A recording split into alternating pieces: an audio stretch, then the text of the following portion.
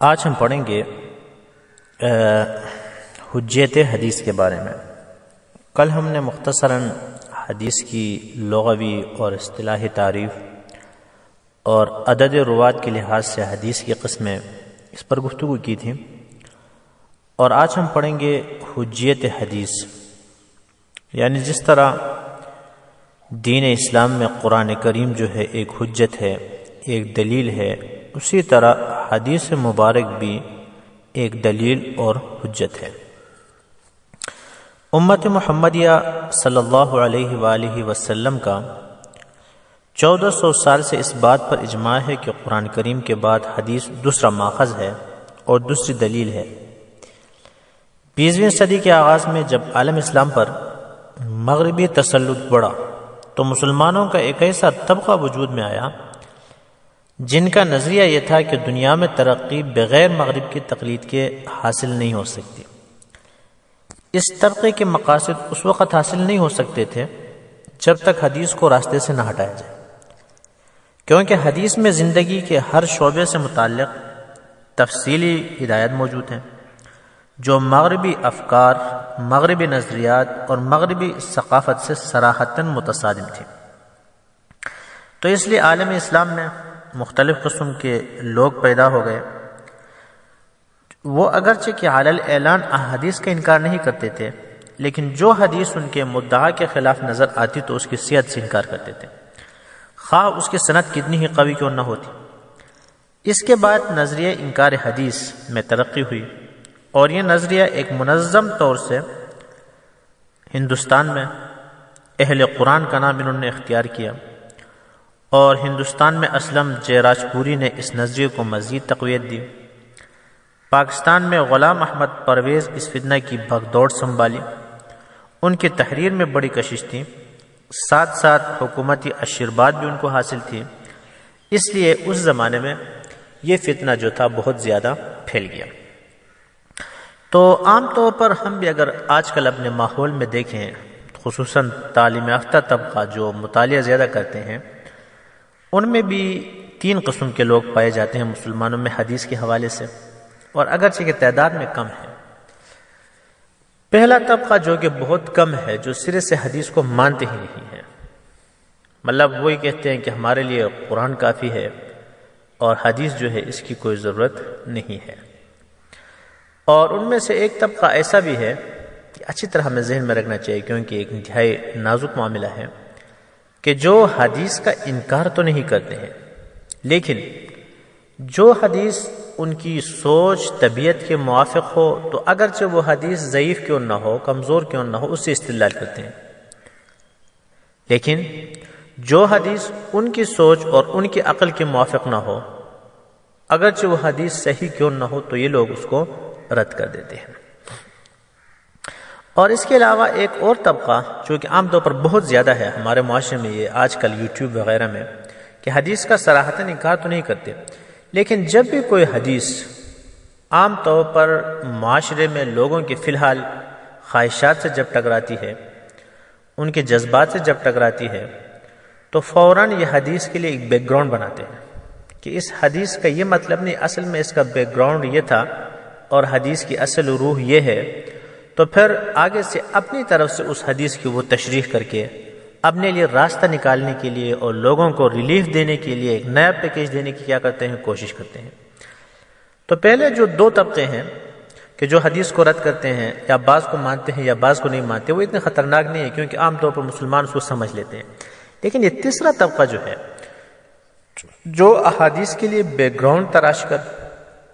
اپنی طرف سے پس منظر بنا کر جو یہ کام کرتا ہے، یہ انتہائی خطرناک ہے، اور آج کل معاشرے میں یہی مرض جو ہے بہت تیزی سے پھیل رہی ہے۔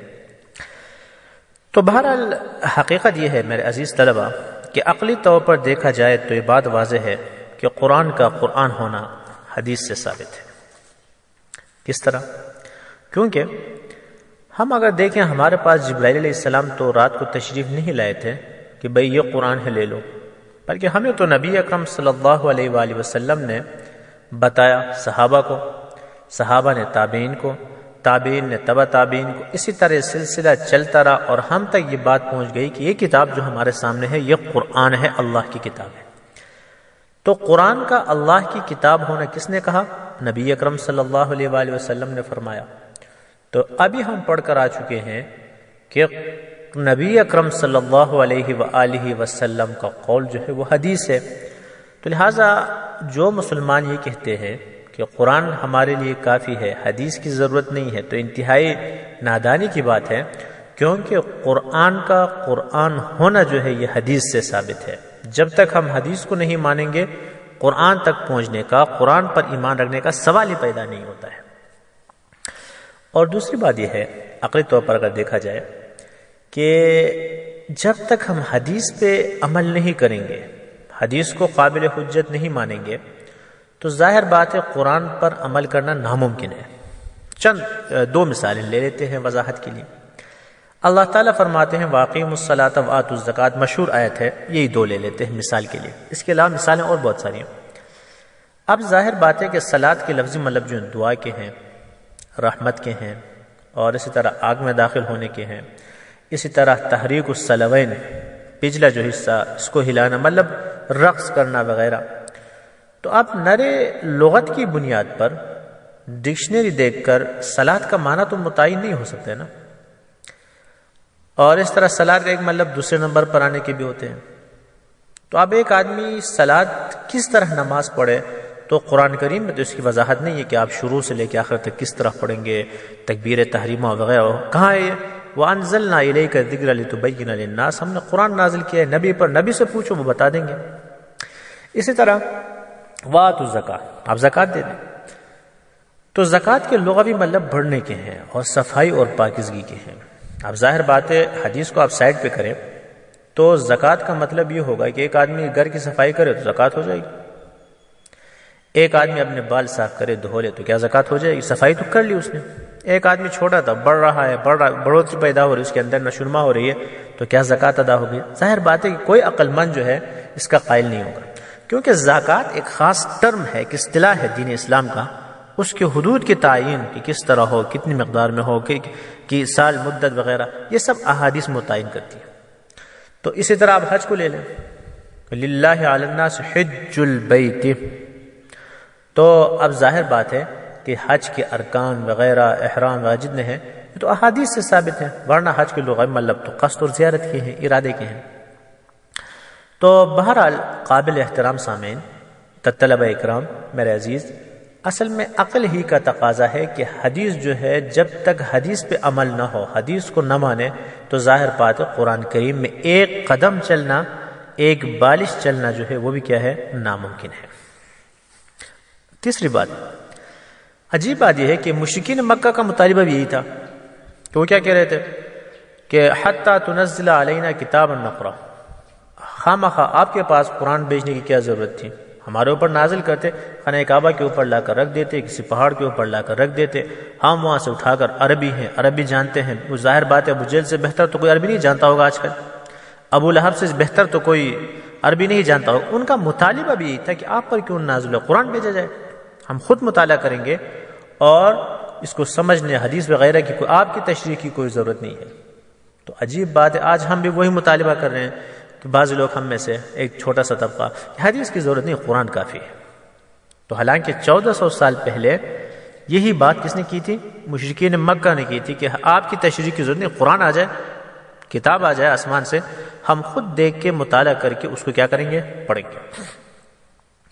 اور ساتھ ساتھ یہ بھی سوچنے کی بات ہے کہ 1400 سال گزر گئے، ساری امت کا اس بات پر اتفاق ہے کہ قرآن جو ہے وہ اللہ تعالیٰ کی کتاب، پہلا ماخذ، اور دوسرا ماخذ جو ہے دلیل جو ہے وہ حدیث ہے۔ لیکن 1400 سال بعد ہمیں پتہ چلا کہ حدیث نعوذ باللہ کیا ہے؟ حجت نہیں ہے۔ تو ظاہر بات ہے کہ یہ انتہائی کم عقلی، نادانی اور جہالت کی بات ہے۔ اس کے علاوہ اگر دیکھا جائے تو قرآن کریم کی بہت ساری آیات ہیں جو احادیث کی حجیت پر دلالت کرتی ہیں۔ زیادہ تفصیل میں نہیں جا سکتے، وقت چونکہ مختصر ہے، لیکن مختصراً ان میں سے صرف چند آیات بطور مثال ہم پڑھ لیتے ہیں اور ان کا ترجمہ پڑھ لیتے ہیں۔ قرآن کریم میں اللہ تعالیٰ فرماتے ہیں یا ایھا الذین آمنوا اطیعوا اللہ واطیعوا الرسول، مختلف عنوان سے ہوا ہے وَمَن يُطِعِ اللَّهَ وَرَسُولَهُ، اسی طرح دوسری جگہ ہے وَأَطِيعُوا اللَّهَ وَرَسُولَهُ۔ بہت تقریباً ہر پارے میں یہ آیت آ جاتی ہے کہ اللہ کی اطاعت کرو، رسول کی اطاعت کرو۔ تو ظاہر بات ہے کہ اللہ کی اطاعت تو قرآن کی اطاعت ہے، اور رسول کی اطاعت جو ہے وہ ظاہر بات ہے حدیثی کی کیا ہے، اطاعت ہے۔ اور دوسری جگہ اللہ تعالیٰ فرماتے ہیں کہ فَلَا وَرَبِّكَ لَا يُؤْمِنُونَ حَتَّى يُحَكِّمُوكَ فِي مَا شَجَرَ بَيْنَهُمْ ثُمَّ لَا يَجِدُوا فِي أَنفُسِهِمْ حَرَجًا مِّمَّا قَضَيْتَ۔ یعنی اللہ تعالیٰ خود فرماتے ہیں تیرے پروردگار کی قسم، یہ لوگ اس وقت تک مومن نہیں ہو سکتے کہ جب آپ کو حکم بنائیں، آپ کوئی فیصلہ کریں، پھر وہ اپنے دل میں آپ کے فیصلے پر مطمئن ہو، مسلمان ہی نہیں ہو سکتے۔ اور نبی کا فیصلہ قرآن نہیں، نبی کا فیصلہ حدیث ہوئے، تو لہٰذا اللہ تعالیٰ فرماتے ہیں کہ آپ کے فیصلے پر جو ایمان نہیں لائے گا فَلَا وَرَبِّكَ لَا يُؤْمِنُونَ، تیرے پروردگار کی قسم وہ مومن نہیں ہو سکتا۔ اور تیسری جگہ اللہ تعالیٰ فرماتے ہیں وَمَا كَانَ لِمُؤْمِنٍ وَلَا مُؤْمِنَةٍ إِذَا قَضَى اللَّهُ وَرَسُولُهُ، کہ جب اللہ اور اس کے رسول فیصلہ کریں تو مومن مرد اور عورت، خاص کر کے مومن کا الگ سے ذکر کیا اور مومنہ عورت کا الگ سے ذکر کیا، أَن يَكُونَ لَهُمُ الْخِيَرَةُ مِنْ أَمْرِهِ، تو اس کے لیے کوئی اختیار اب باقی نہیں رہتا۔ اب اللہ کے فیصلے کے بعد یعنی قرآن، نبی کے فیصلے کے بعد یعنی حدیث، کسی کو چون چرا کرنے کی کیا ہے، کوئی اختیار حاصل نہیں ہے۔ تو یہ آیت بھی دلالت اس بات پہ کرتی ہے کہ حدیث جو ہے وہ حجت ہے، حدیث جو ہے وہ دلیل ہے۔ اور اسی طرح 5 جو آیت ہے وَمَا آتَاكُمُ الرَّسُولُ فَخُذُوهُ، جو رسول تمہیں دے دے اس پر عمل کرو، وَمَا نَهَاكُمْ عَنْهُ فَانْتَهُوا، جس سے روکے تو رک، جس سے، تو اس سے معلوم ہے کہ نبی کا روکنا جو ہے، نبی کا حکم، یہ قرآن کریم کا حکم ہے کہ آپ ان کے منع کی ہوئی چیز سے اپنے آپ کو روکیں، اس نے جس چیز کا حکم کیا اس پہ کیا کریں، عمل کریں۔ اور اس کے علاوہ بطور مثال ایک اور آیت وَأَنزَلْنَا إِلَيْكَ الذِّكْرَ لِتُبَيِّنَ لِلنَّاسِ، اللہ تعالیٰ فرماتے ہیں اے میرے نبی، میں ہم نے آپ پر یہ قرآن نازل کیا تاکہ آپ لوگوں کے لیے تشریح کریں۔ تو ظاہر بات ہے نبی کی جو تشریح ہوگی، ظاہر بات ہے کیا ہوگا کہ حدیث ہوگی، اور اس تعلیم کا تشریح کا فائدہ اسی وقت ہوگا جب یہ حجت ہے۔ جب یہ حجت ہی نہیں ہے تو پھر اس تعلیم کا کیا فائدہ؟ تو جب کہ قرآن خود کہہ رہا ہے کہ وَأَنزَلْنَا إِلَيْكَ الذِّكْرَ لِتُبَيِّنَ لِلنَّاسِ، اے نبی تیرا قول حجت ہے، تو ظاہر بات ہے کہ پھر اس کے بعد یہ کہنا کہ حدیث یہ ہے وہ ہے، تو یہ کم عقلی اور نادانی کی بات ہے۔ بہرحال قرآن کریم کی بہت ساری آیات ہیں جو کہ تفصیلی دوسری کتابوں میں موجود ہیں، اور اس سلسلے میں مفتی تقی عثمانی صاحب کی کتاب حجت حدیث کے بارے میں، مفتی رفیع عثمانی صاحب کی کتاب حجت حدیث کے بارے میں، اور مولانا مودودی صاحب جو ہیں ان کی کتاب ہے سنت کی آئینی حیثیت کے نام سے، تو ان کتابوں کا مطالعہ جو ہے وہ انشاءاللہ تعالی مفید